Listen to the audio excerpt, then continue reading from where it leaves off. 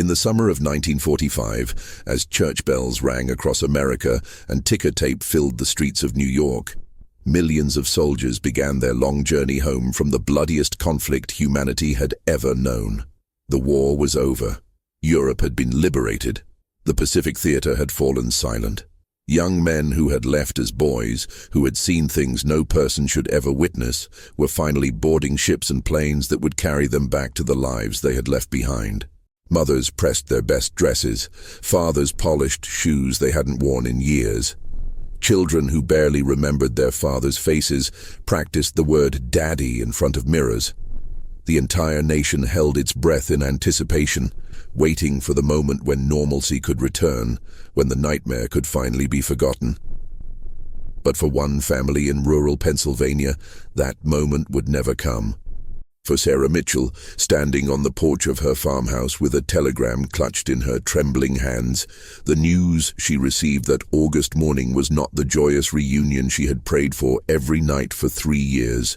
Her husband, Sergeant James Mitchell, was alive. He had survived, but he would not be coming home. The telegram was brief, clinical, the kind of bureaucratic language that strips away all humanity from the most human of situations. It informed her that her husband had been located at a displaced persons camp near Frankfurt, Germany, and that he had declined repatriation. Declined. The word sat in her mind like a stone. How does a man decline to come home? How does a soldier, after surviving the hell of war, choose to remain in the very continent that had been soaked in blood? Sarah read the telegram again and again, her eyes tracing each word as if repetition might change their meaning. Her neighbors, the Hendersons, had already welcomed their son back.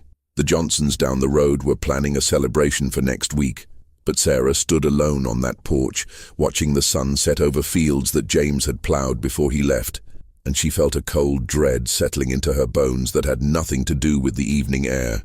James Mitchell had been an ordinary man before the war, the kind of person who believed in hard work, Sunday church, and the promise of the American dream. He had grown up in Harrisburg, the son of a coal miner and a schoolteacher, and he had inherited his father's strong back and his mother's quiet intelligence. By the time he was 23, he had saved enough money to buy a small farm, 40 acres of good Pennsylvania soil, where he planned to raise cattle, and maybe, if fortune smiled, a family. He married Sarah in the spring of 1941, in a small ceremony at the Presbyterian Church, where both their families had worshipped for generations. She wore her mother's dress. He wore his only suit. They had 8 months of marriage before Pearl Harbor changed everything. James enlisted immediately, driven by a sense of duty that was common among men of his generation, a belief that freedom required sacrifice and that evil, when it revealed itself so clearly, had to be confronted. Sarah had watched him board the train in his new uniform, his face set with determination and fear in equal measure, and she had promised to wait for him. She had kept that promise, working the farm alone, writing letters every week, saving every penny so they could start their life together when he returned. She had never imagined that he might choose not to return at all. The army provided few answers. Sarah wrote letter after letter to various offices, pleading for information, demanding to know why her husband was being held against his will, certain that there had been some mistake. The responses, when they came at all, were maddeningly vague. Sergeant Mitchell was physically healthy. He was not being detained. He had simply requested permission to remain in Germany to assist with reconstruction efforts. It was voluntary. He was free to leave at any time, but he had chosen to stay. Each official letter felt like a knife twisting in Sarah's heart. Voluntary. Chosen. These words suggested agency, intention, but they explained nothing. Why would a man who had spoken so longingly of home in his letters, who had described in painful detail how much he missed the smell of rain on Pennsylvania soil, suddenly decide he preferred the ruins of a defeated enemy nation? Sarah's mind raced through possibilities. Perhaps he had been injured in ways the army wasn't disclosing. Perhaps he had suffered some kind of mental break, shell shock they called it, though the official correspondence made no mention of such a diagnosis.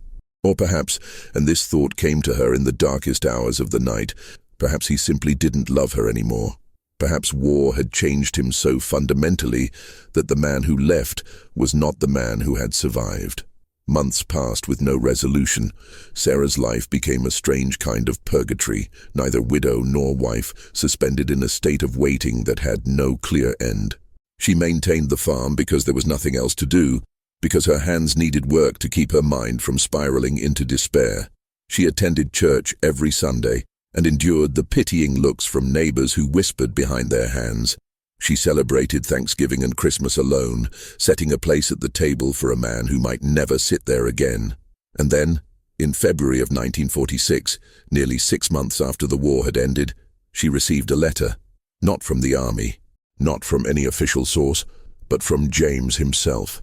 The envelope was thin, the handwriting she knew so well, and her hands shook so violently as she opened it that she nearly tore the paper inside. The letter was brief, almost painfully so. He was sorry. He knew she must be confused and hurt. He wanted to come home. He would come home. But not yet. There was something he had to do first, something he couldn't explain in a letter, something that required him to remain in Germany a while longer. He asked for her patience. He asked for her understanding. He promised that when he did return, he would tell her everything. But the letter raised more questions than it answered, and Sarah found herself reading between the lines, searching for hidden meanings in every carefully chosen word. What could possibly require him to stay? What secret was so important that it outweighed his marriage, his home, his entire life? The mystery deepened when a reporter from the Pittsburgh Post-Gazette somehow caught wind of the story.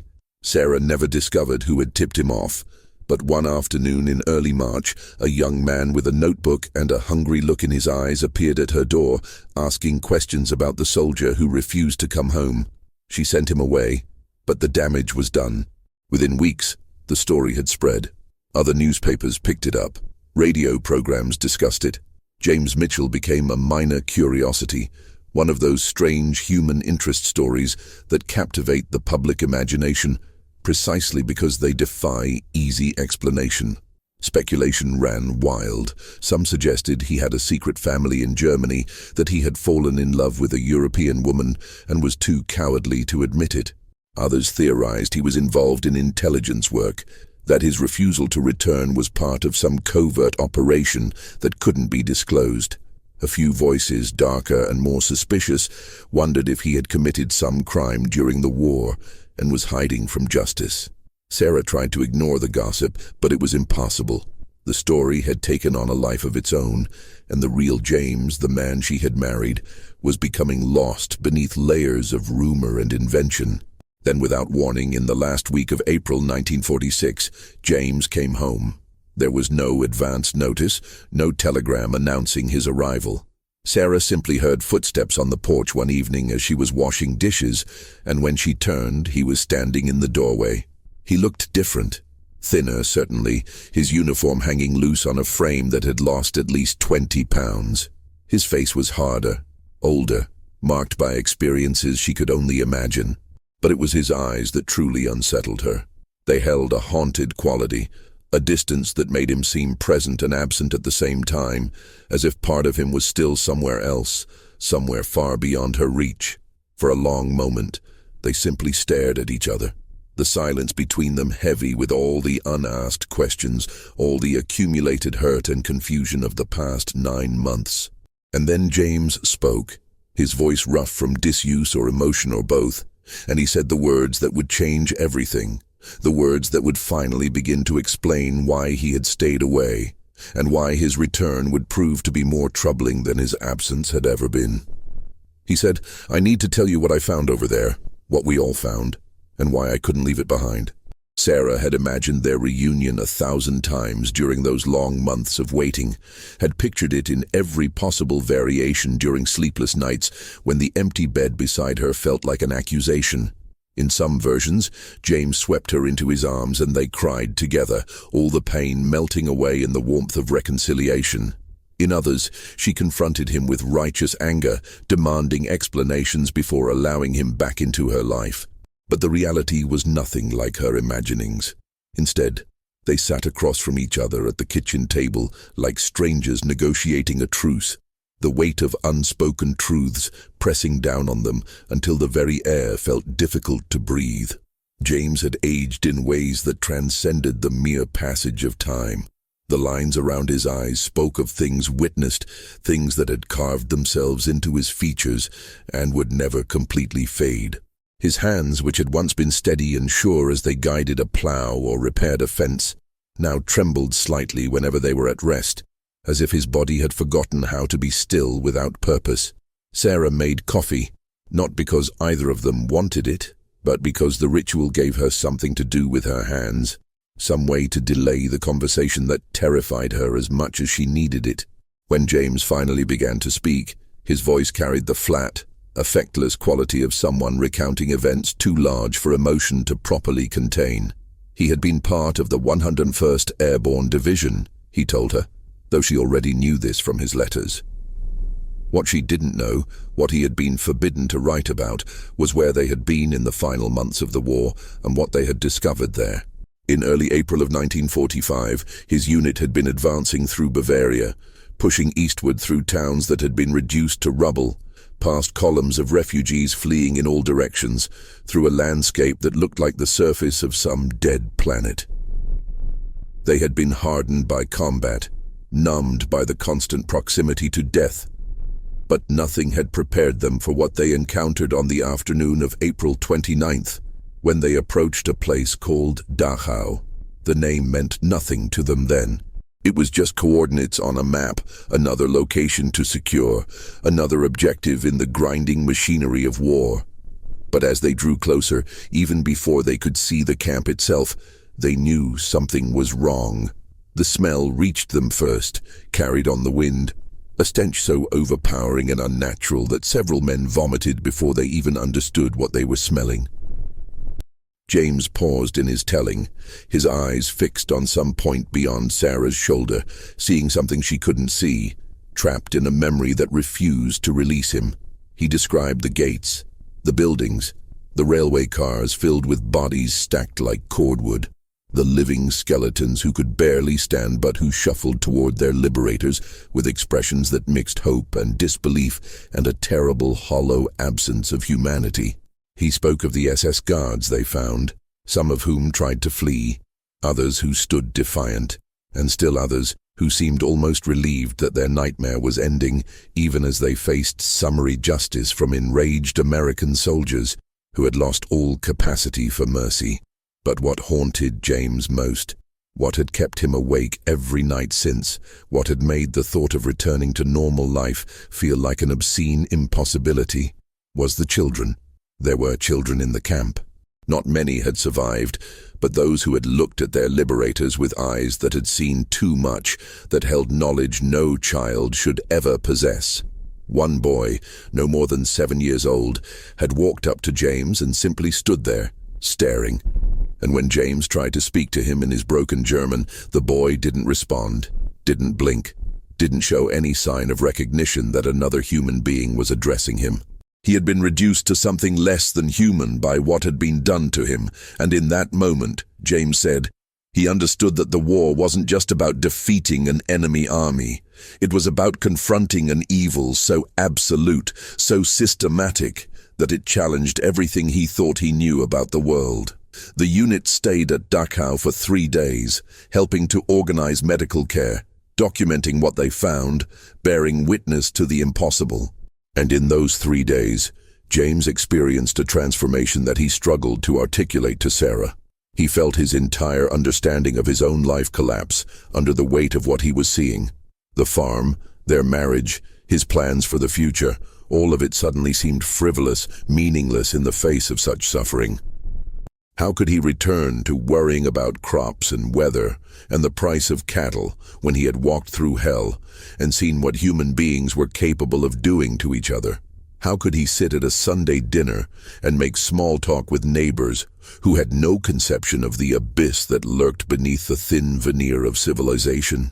He knew that if he came home immediately, he would bring this horror back with him, would poison everything he touched with the knowledge he couldn't unlearn. So when the army offered opportunities for soldiers to volunteer for occupation duty to help with the massive humanitarian effort that would be required to deal with the millions of displaced persons, the survivors of camps like Dachau, James made a choice. He chose to stay, not because he didn't love Sarah, not because he didn't want to come home, but because coming home felt like a betrayal of the people he had seen, the children whose eyes still haunted his dreams. Sarah listened to all of this in silence, her coffee growing cold in front of her, her mind struggling to process the magnitude of what James was describing. She had read about the concentration camps in the newspapers, had seen the photographs that had shocked the nation, but hearing about them from her husband, seeing the devastation in his eyes as he recounted his experiences, made them real in a way that newsprint never could. She wanted to feel angry at him for choosing strangers over her, for making her suffer months of uncertainty and loneliness, but the anger wouldn't come. Instead, she felt a deep, aching sadness for the man sitting across from her, for the innocent person he had been when he left, and for the burden he now carried. She reached across the table and took his hand, and he gripped it with a desperation that spoke of drowning men and last chances. They sat like that for a long time, connected by touch, but separated by an ocean of experience that she could never fully cross, no matter how hard she tried to understand. But as the days turned into weeks, Sarah began to realize that understanding the reason for James's absence was only the beginning of their challenges. Having him physically present in the house did not mean she had her husband back. He slept poorly, when he slept at all, often waking in the middle of the night, drenched in sweat, crying out in German, pleading with people who weren't there. He couldn't tolerate loud noises. The sound of the church bells on Sunday mornings, which had once been a comfort, now sent him into fits of anxiety that left him shaking and pale. He avoided the neighbors, couldn't bear their cheerful questions about his service, their casual gratitude that felt obscene in its simplicity. "Thank you for your service," they would say, and James would nod and smile tightly and retreat into himself, because how could he explain that their thanks felt like an insult to the people who had actually paid the price, the millions who had died, the survivors who would never recover from what had been done to them. Sarah watched him struggle and felt helpless. She had prepared herself for many things, but not for this quiet dissolution of the man she had married. The farm work suffered. James would start tasks and then abandon them, losing focus, drifting into memories that pulled him away from the present moment. He forgot to close the gate on the cattle pen, and they lost 2 days rounding up the animals. He left tools out in the rain to rust. He planted an entire field a month too late because he simply couldn't bring himself to care about the timing. Sarah found herself doing more and more of the work, and while she was capable, while she had managed alone during his absence, there was something profoundly depressing about doing it while he was there, physically present, but mentally elsewhere. They still hadn't resumed their intimate life. James slept in the spare bedroom, claiming his nightmares would disturb her, but Sarah suspected there were other reasons, wounds that went deeper than anything he had articulated. She felt like she was living with a ghost, a hollow approximation of her husband that wore his face but lacked his substance. The breaking point came on a Sunday in June. They had gone to church, more because Sarah insisted than because James wanted to, and the pastor had given a sermon about gratitude and the blessings of peace. He spoke eloquently about the brave men who had sacrificed so much, about the joy of their return, about how the nation could now look forward to a bright future. The congregation nodded and murmured their agreement, and afterward at the social hour, everyone wanted to shake James's hand, to clap him on the back, to tell him how proud they were. An older man, a veteran of the First World War, cornered James near the coffee table and started telling him about the importance of moving on, of not dwelling on the past, of embracing the future with optimism. "You've done your part," the man said with hearty confidence. "Now it's time to get back to living." And something in James snapped. Sarah saw it happen, saw the carefully maintained mask crack and fall away. James looked at the man with an expression of such fury and contempt that several people nearby took an involuntary step backward. He didn't shout. He didn't make a scene.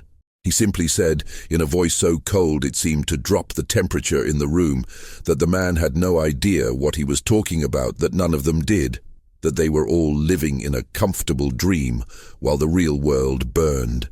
Then he walked out, leaving Sarah to make apologetic excuses, to smooth over the awkward moment, to pretend that everything was fine when it clearly wasn't. That night, Sarah found James sitting in the barn, and they had the most honest conversation they'd had since his return. She told him that she loved him, that she was trying to understand, but that she couldn't live like this indefinitely.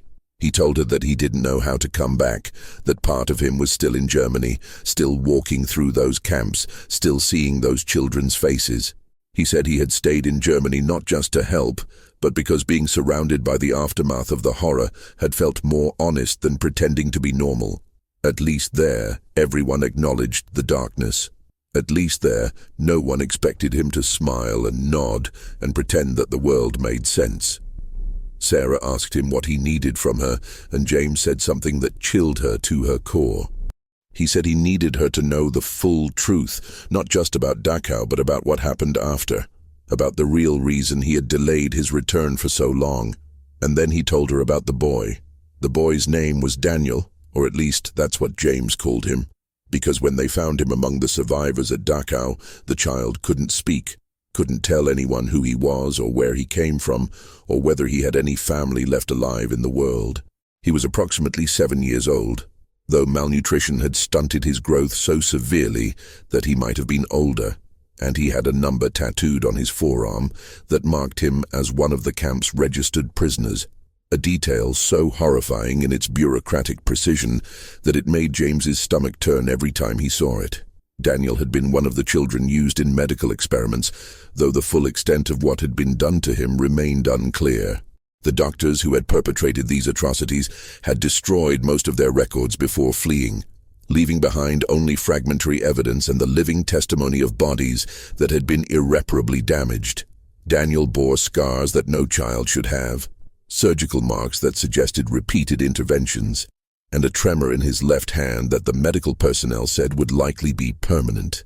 But what had struck James most powerfully was not the physical damage, devastating as it was, but the look in Daniel's eyes, that same vacant, haunted expression he had seen in so many survivors, the look of someone whose soul had been systematically dismantled. In those first chaotic days after liberation, James found himself drawn to the boy in ways he couldn't fully explain. Perhaps it was because Daniel reminded him of his younger brother, who had died of pneumonia when James was 12. Perhaps it was simply that among the overwhelming sea of suffering, this one small face became a focal point, something specific he could try to help when the larger catastrophe felt too immense to process.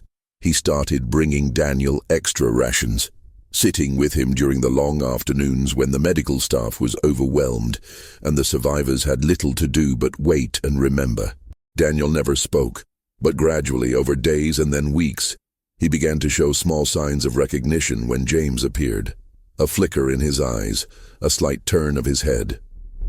Eventually, the boy would reach out and take James's hand, and they would sit together in silence, two people connected by a trauma that words could never adequately convey. James wrote to Sarah about Daniel in one of his letters, though he hadn't mentioned it during their initial conversation back at the farm. He had described helping with relief efforts but had kept the details vague, perhaps knowing that the full truth would be too much to explain in writing, too complex to convey across the distance that separated them.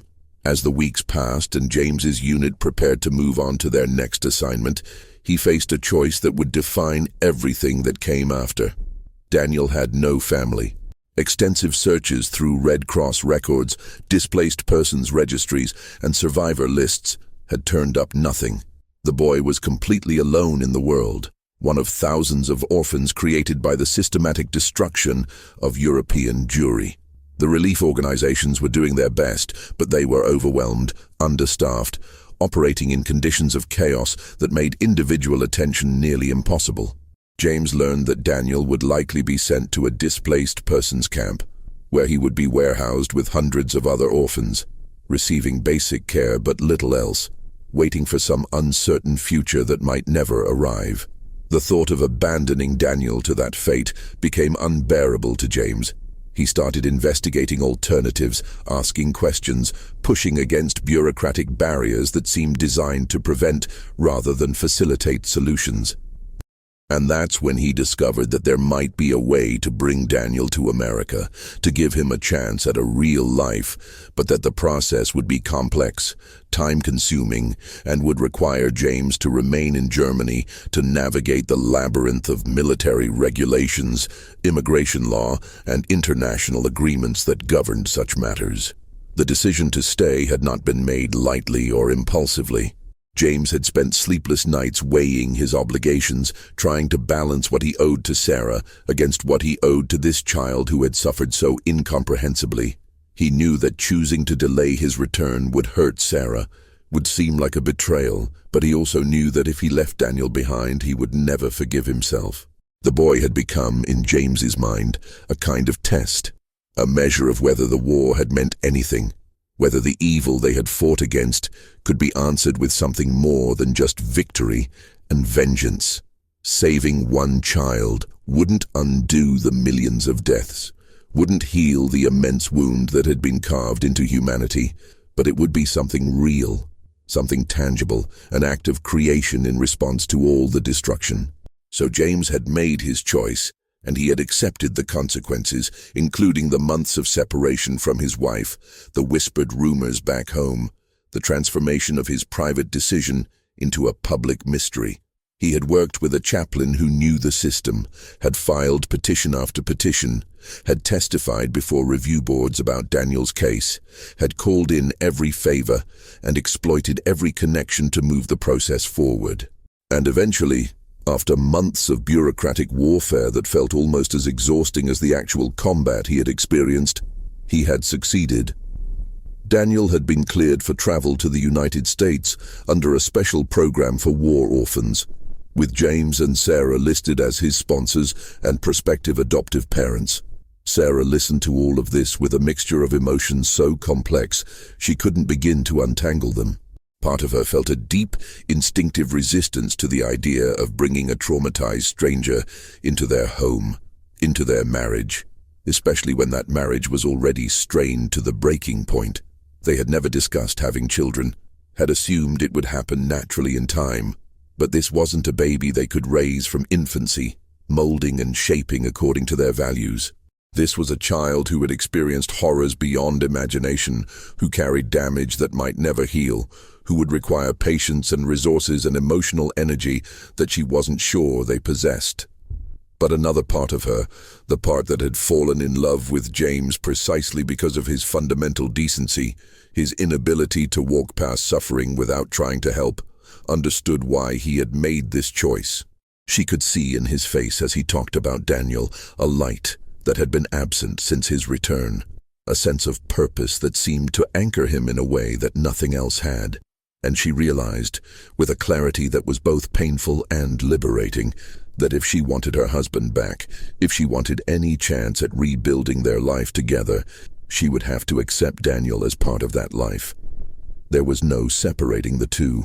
James had been fundamentally changed by what he had witnessed, and Daniel was the embodiment of that change, the living proof that the horror had been real and that it demanded a response. Daniel arrived in August of 1946, traveling with a group of other displaced children under the supervision of relief workers who looked nearly as exhausted as their young charges. Sarah stood on the train platform next to James, watching the passengers disembark, and when she finally saw the small boy with dark hair and enormous eyes clutching a battered stuffed rabbit that someone had given him, she felt her heart break and open simultaneously. Daniel looked even smaller than she had imagined, more fragile, almost translucent in his vulnerability. He saw James and his face transformed, just for a moment, showing an expression that might have been joy or relief, or simply recognition of something familiar in a world that had become entirely strange. James knelt down, and Daniel walked into his arms, and Sarah watched her husband hold this broken child with a tenderness she hadn't seen since his return. And she knew that whatever challenges lay ahead, they would face them together. This was their family now, unconventional and traumatized and held together by threads of hope that felt almost impossibly thin, but a family nonetheless. The first months were harder than Sarah could have imagined. Daniel wouldn't speak, not in German or any other language, and doctors couldn't determine whether the mutism was physical or psychological or some combination of both. He had nightmares every night, screaming himself awake with a terror so profound that it took hours to calm him down. He was terrified of loud noises, of sudden movements, of being alone, of being in crowds, of essentially everything that constituted normal life.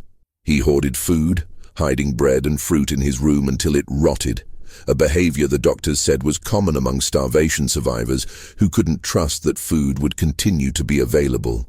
He flinched when people touched him unexpectedly, and he bore the handling of his daily care, the bathing and dressing and medical examinations, with a passive endurance that was somehow more disturbing than resistance would have been.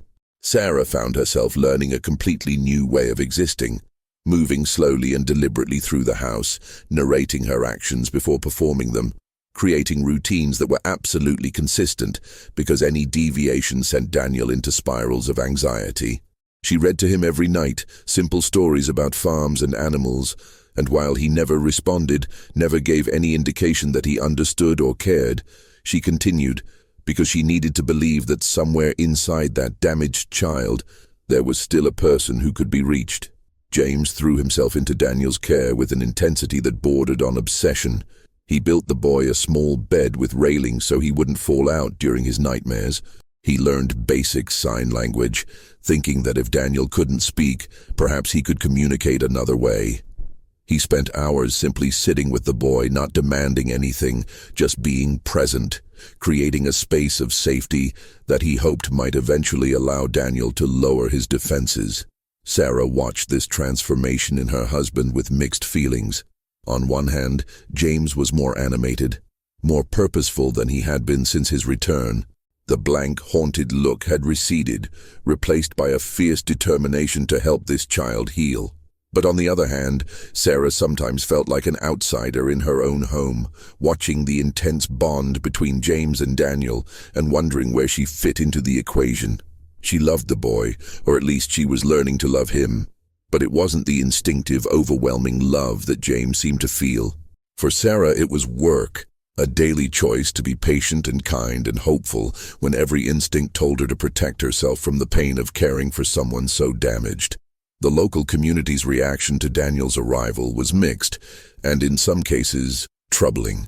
Most of their neighbors were kind, bringing clothes and toys, offering help in the awkward way of people who want to do good, but don't really understand the situation.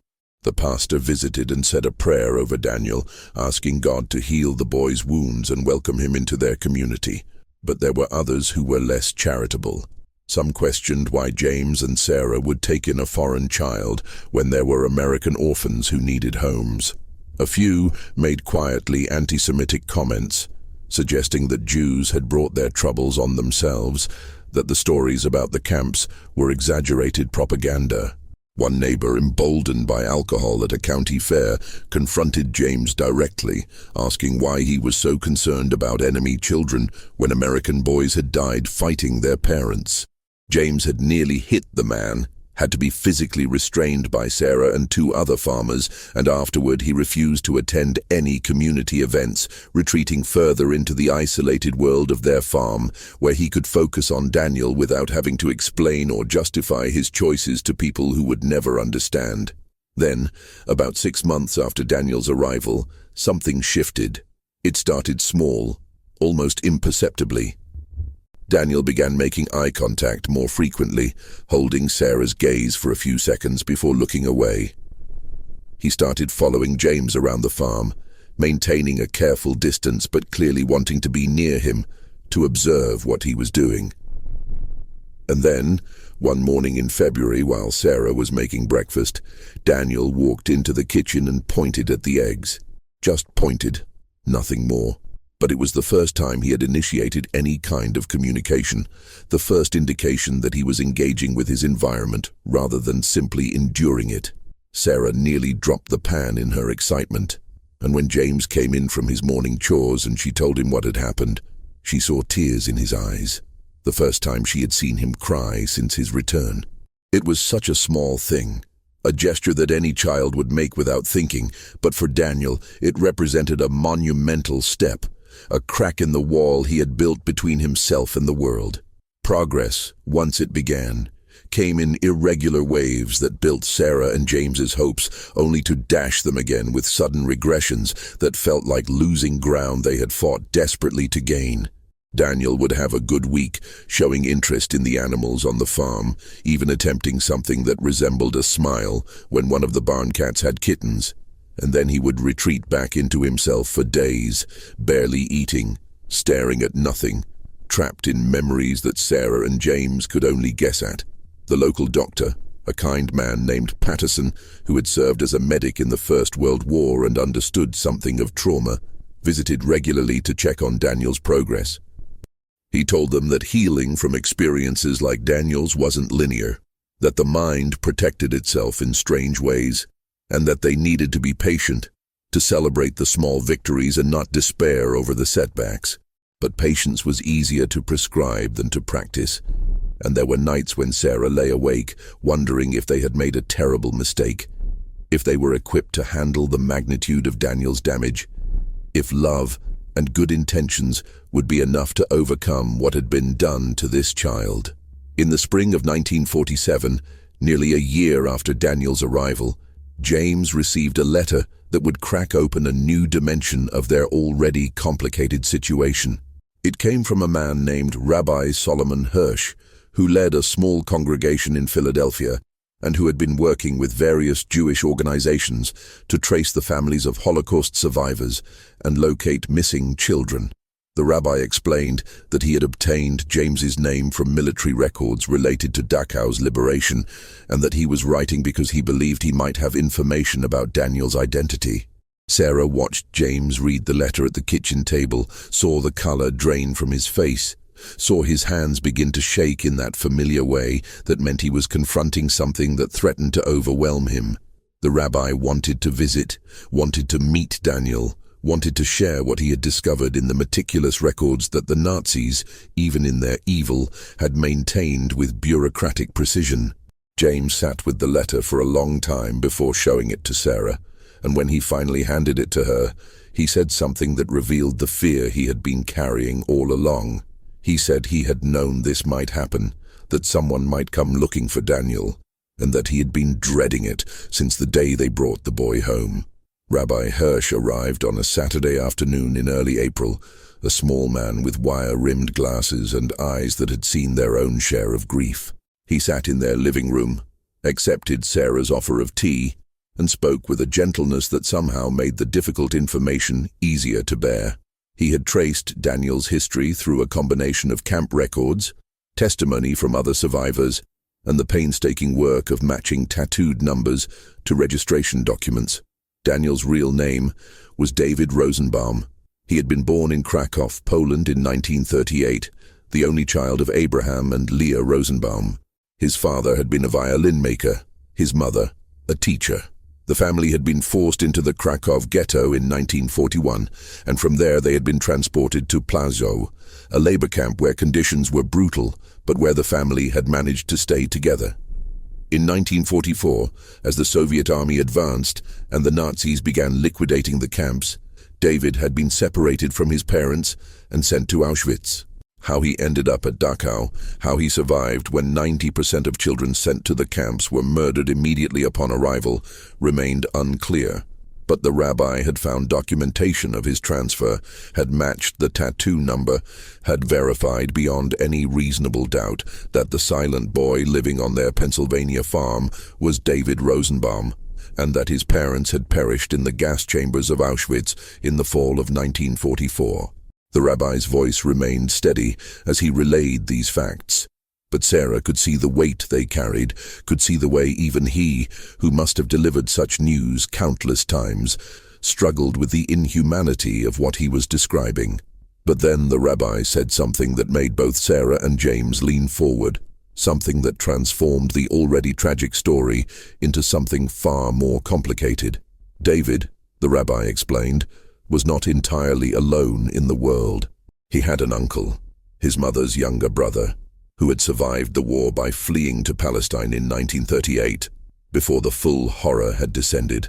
This uncle, whose name was Moshe Landau, had been searching for any surviving family members since the war's end, had submitted inquiries to every displaced persons organization, every refugee agency, every possible avenue for finding lost relatives.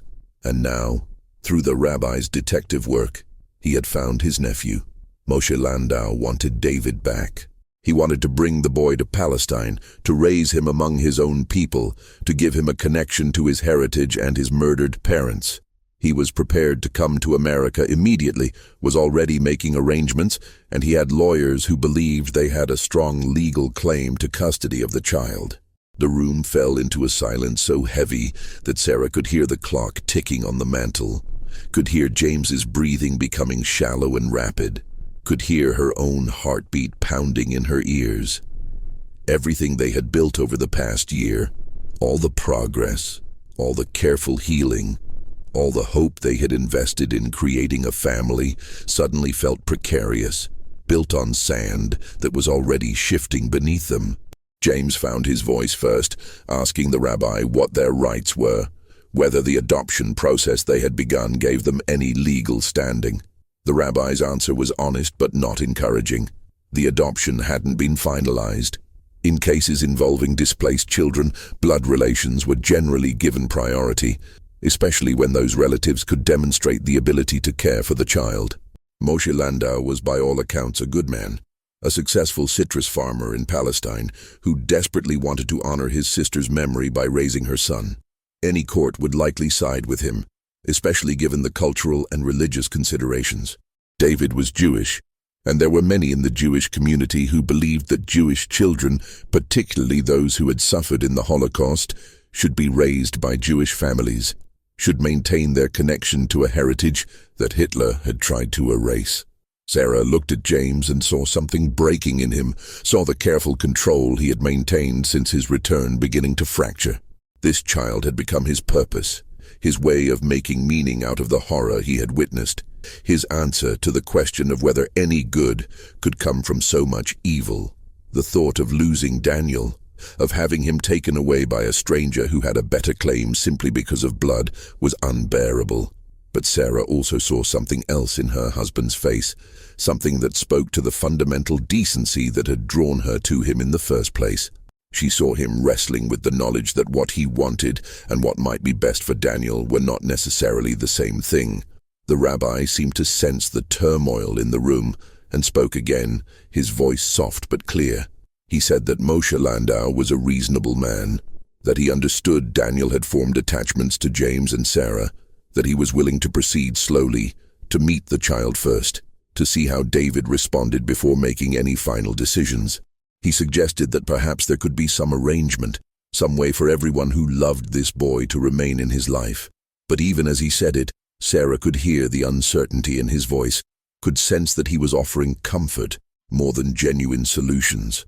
That night, after the rabbi had left, after they had checked on Daniel and found him sleeping fitfully in his small bed, Sarah and James had the most difficult conversation of their marriage. James wanted to fight, wanted to hire lawyers, wanted to argue that they had saved Daniel, had nursed him back from the brink, had earned the right to be his parents.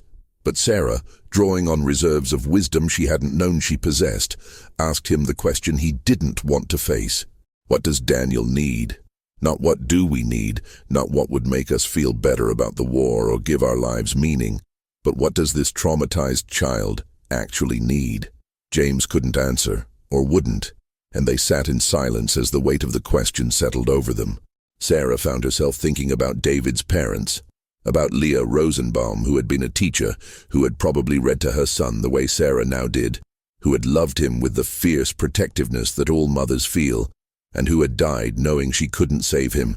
If Leah could somehow speak from beyond death, would she want her son raised by strangers in a foreign land, or would she want him to know his uncle, to have some connection to the family and culture she had belonged to? Moshe Landau arrived 3 weeks later, and the moment he saw David, everyone in the room understood that this was not going to be a simple legal transaction. Moshe was in his early 30s, a lean man with sun-darkened skin and calloused hands that spoke of physical labor. He had his sister's eyes, the same shape and color that David had, and when he looked at the boy, his face contorted with a grief so raw that Sarah had to look away. He knelt down to David's level and spoke to him in Polish, words that Sarah and James couldn't understand but whose emotional content was unmistakable. He was telling the boy who he was trying to make him understand that they were family, that he was Leah's brother. David stared at this stranger with the same wary distance he showed everyone except James, but there was something else there too, a flicker of something that might have been recognition or memory or simply confusion. Moshe pulled out a photograph, worn and creased from being carried across continents, and showed it to David. It was a family portrait, taken before the war, showing a young couple with a small child. Moshe pointed to the woman. "Your mama," he said in accented English, translating for Sarah and James's benefit. "Your mama, Leah." And slowly, with a trembling hand, he pointed to the child in the photograph. "You," he said. "This is you." David looked at the photograph for a long time, longer than Sarah had ever seen him focus on anything. His small hand reached out and touched the image of the woman, traced her face with one finger, and then something happened that no one had witnessed in all the months since his arrival in America. David made a sound. Not a word, not anything coherent, but a small broken noise that came from somewhere deep inside him. A sound of recognition or grief or some emotion too complex for a 7-year-old's vocabulary to contain. Tears began streaming down his face, silent tears that flowed without sobs, and he pressed the photograph to his chest and rocked back and forth. Moshe pulled the boy into his arms, and David didn't resist, didn't pull away as he usually did with anyone other than James.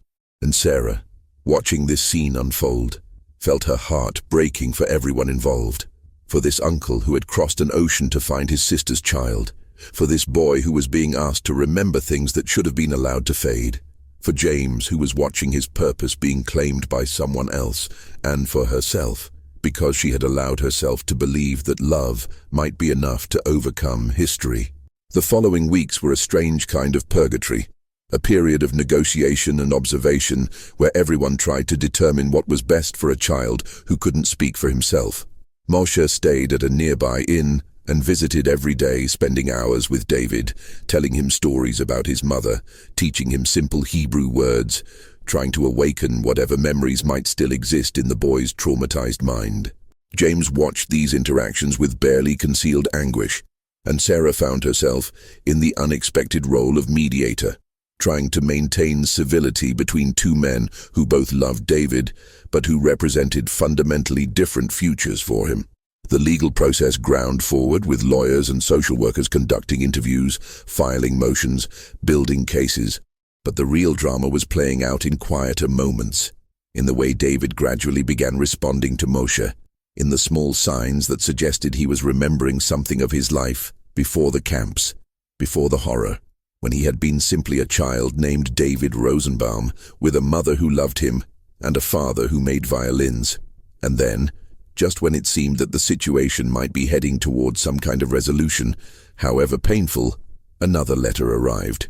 This one was from military intelligence, addressed to James, marked with classifications and warnings about confidential information. Sarah watched James read it, saw his expression shift from confusion to shock, to something darker, something that looked almost like fear. When he finished, he looked up at her with eyes that held a terrible knowledge, and he said words that would change everything one final time. He said that the experiments performed on Daniel at Dachau, the medical procedures that had left him scarred and trembling, had not been random acts of cruelty.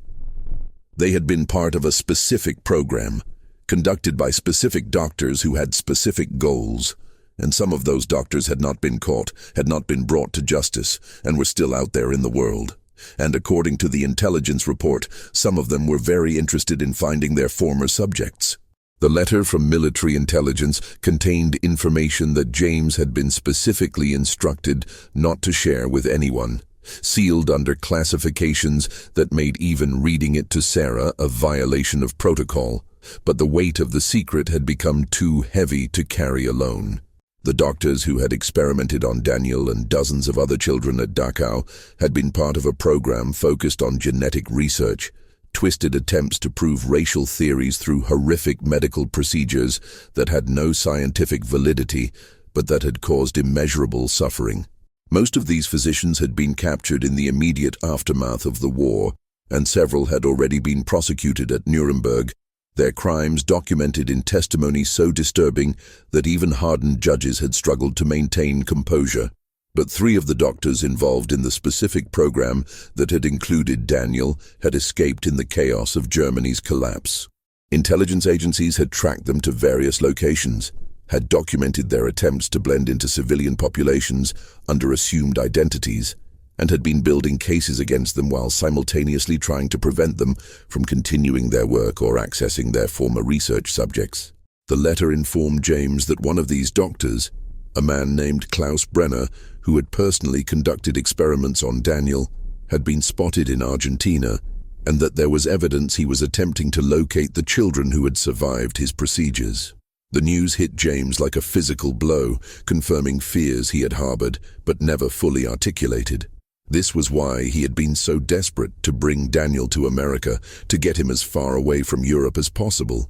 This was part of the reason he had stayed in Germany for those extra months, not just to complete the adoption paperwork, but to ensure that Daniel's transfer was handled through channels that would make him difficult to trace.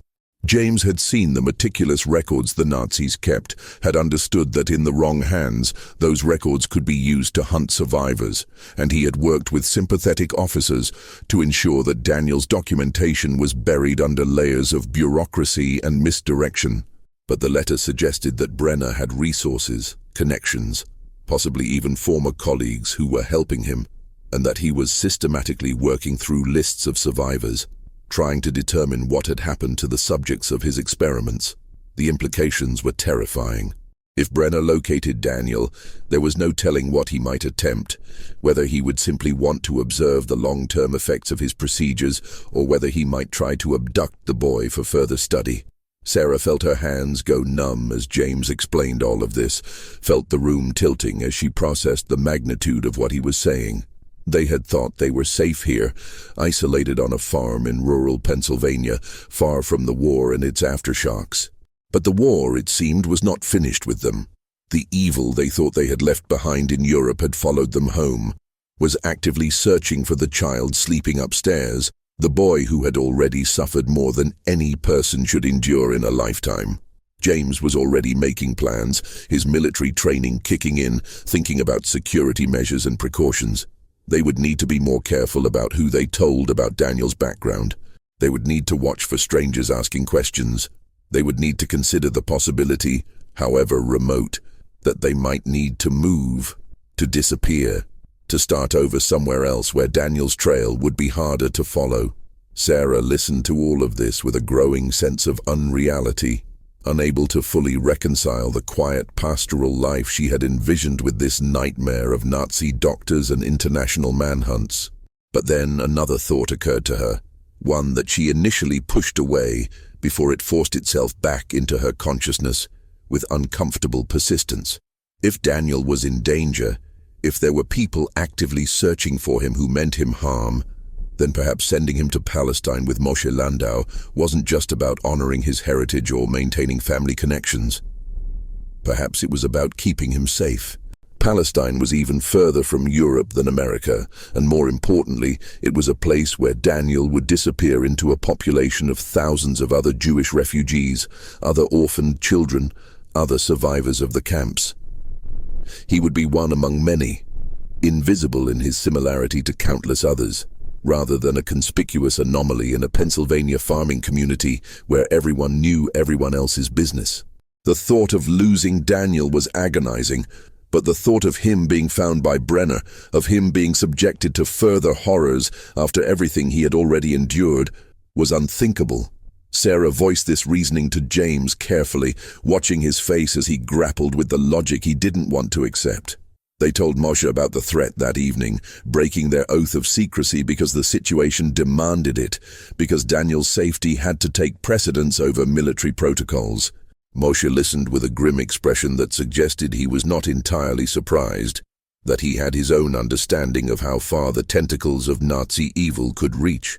He told them that in Palestine, there were entire communities built around protecting survivors, networks of people who understood the ongoing dangers and who took security seriously.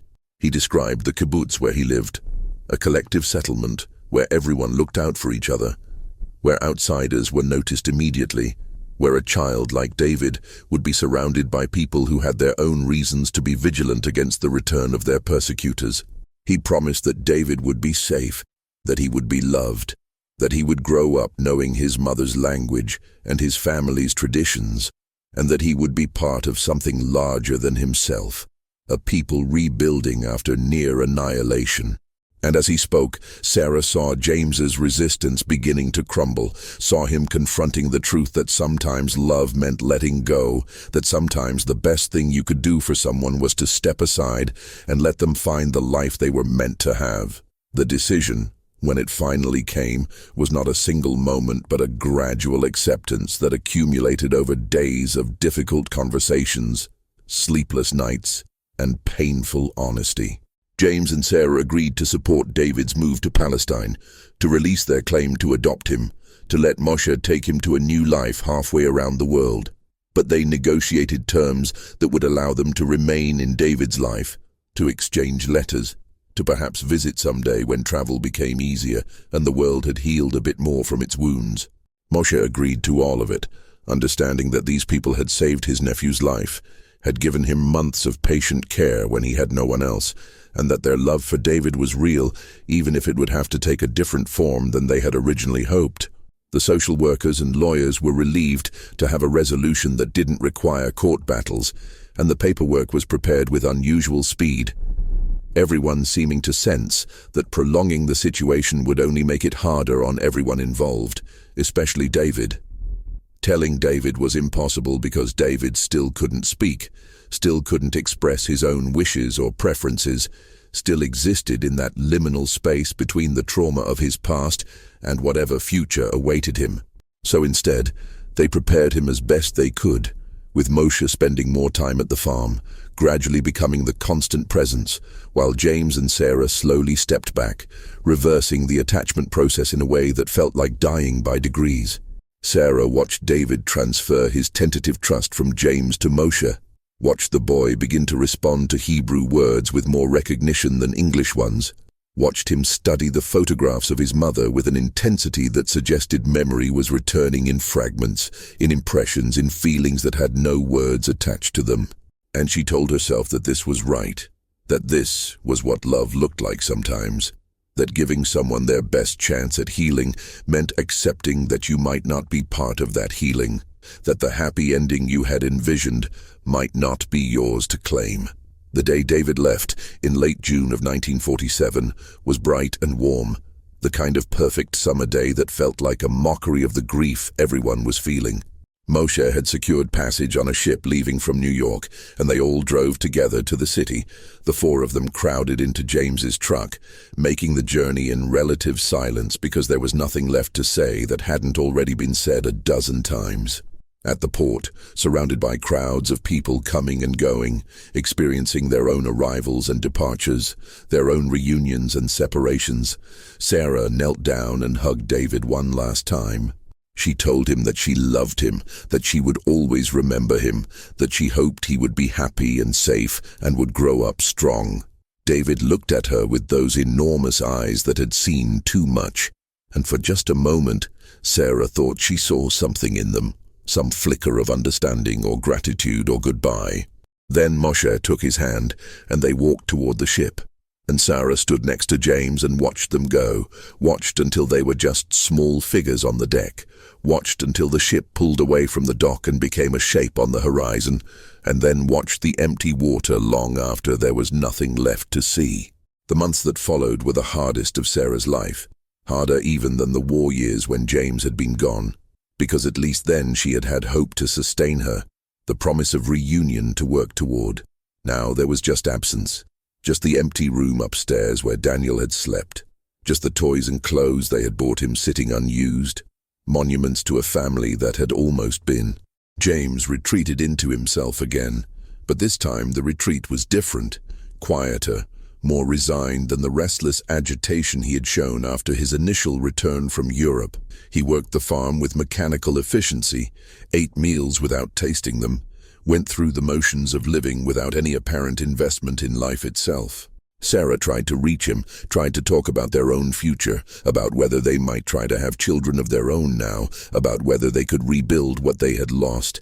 But James remained distant, locked in a grief that seemed to have no outlet, no path toward resolution. Then, in October, a letter arrived from Palestine, Moshe's handwriting, but inside, tucked between pages describing David's adjustment and the life they were building on the kibbutz, there was something else. A drawing, crude, the work of a child's hand that was still learning to control a pencil, but unmistakable in its intent. It showed a house, and in front of the house, 3 figures. A tall figure that was clearly meant to be James, a smaller figure that was Sarah, and between them, holding both their hands, a child. And at the bottom of the page, written in letters that wavered but were legible, were 2 words in English. "Thank you." Sarah showed the drawing to James, watched him stare at it with an expression she couldn't quite read. And then she saw tears begin to fall. The first tears she had seen from him since David had left. And she understood that this was the permission he had needed, the absolution from the boy himself that what they had done was right, that their sacrifice had mattered, that love didn't always look the way you expected, but it was love nonetheless. In the years that followed, Sarah and James did eventually have children of their own, 2 daughters who grew up hearing stories about the war and about a boy named David who had been part of their family for a brief time. Letters continued to arrive from Palestine and later from Israel after the state was established, updates on David's progress, photographs showing him growing taller and stronger, eventually letters in David's own handwriting describing his life, his studies, his dreams. He became a teacher, like his mother had been, working with other children who had survived trauma, helping them find their way back to themselves. He married, had children of his own, built a life that honored the family he had lost while embracing the family he had found. And through it all, he maintained contact with James and Sarah, the Americans who had saved him and then loved him enough to let him go, who had shown him that even after the worst humanity could offer, there were still people who would choose kindness over comfort, who would sacrifice their own happiness for a child's well-being. James never fully recovered from what he had witnessed at Dachau, never fully reconciled himself to a world where such things were possible, but he found a kind of peace in knowing that he had done something meaningful in response to that horror. He became involved in veterans' organizations, speaking about his experiences when he could bear to, advocating for displaced persons and refugees, arguing that America had an obligation to those who had suffered in the war. He and Sarah opened their farm to several other war orphans over the years, providing temporary homes while more permanent arrangements were made, creating a pattern of care that became their legacy. They never forgot Daniel, never stopped considering him part of their story. And when James died in 1982, among his possessions, Sarah found every letter David had ever sent, carefully preserved and organized, evidence of a connection that had transcended distance and difference and the impossible circumstances of its origin. The question of why James had refused to come home, why he had delayed his return for those crucial months in 1946, had seemed at the time like a mystery that needed solving, a puzzle that demanded an explanation. But the real answer was more complex than any simple revelation could capture. James had stayed because he had seen evil in its purest form and needed to respond with an act of equal purity, needed to prove to himself that the human capacity for love was as strong as the human capacity for cruelty. He had stayed because a child's life had become more important than his own comfort. because some things demanded sacrifice, even when that sacrifice seemed impossible to bear. And he had come home changed, carrying David's trauma alongside his own, unable to slip back into the comfortable rhythms of pre-war life because he had learned that comfort itself was a kind of privilege that required constant defense against the forces that would destroy it. Sarah lived until 2003, long enough to see David's grandchildren, long enough to travel to Israel and visit the life he had built, long enough to understand that the months they had spent together in 1946 and 1947, as painful and complicated as they had been among the most important of all their lives. She kept the drawing David had sent, the crude house with 3 figures holding hands, framed on her wall until the day she died, and in her final years she would sometimes sit and look at it and remember the impossible choice they had made, the child they had loved and released, the war that had ended but whose echoes continued to reverberate through every year that followed. The story of the soldier who refused to come home became, in the end, not a story about absence, but about presence, about showing up for the difficult work of healing, even when that work offered no guarantee of success. It became a story about the ways that war's damage extends far beyond battlefields, touching everyone who survives it, transforming them in ways both visible and invisible, asking them to carry burdens they never asked for, and to find meaning in suffering that should never have occurred. And it became a story about a kind of love that doesn't possess, that doesn't demand, that gives without expecting return, the kind of love that perhaps offers the only real answer to a world that has revealed its capacity for systematic cruelty.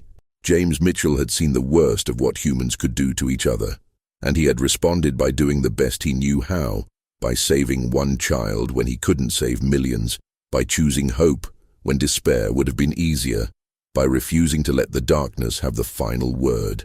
And in that refusal, in that stubborn insistence on decency in the face of overwhelming evidence to the contrary, he left a legacy that outlived him, that continued in David and in David's children and in everyone who heard the story and understood that sometimes the bravest thing a person can do is not to fight, but to care, not to conquer, but to nurture, not to hold on, but to let go.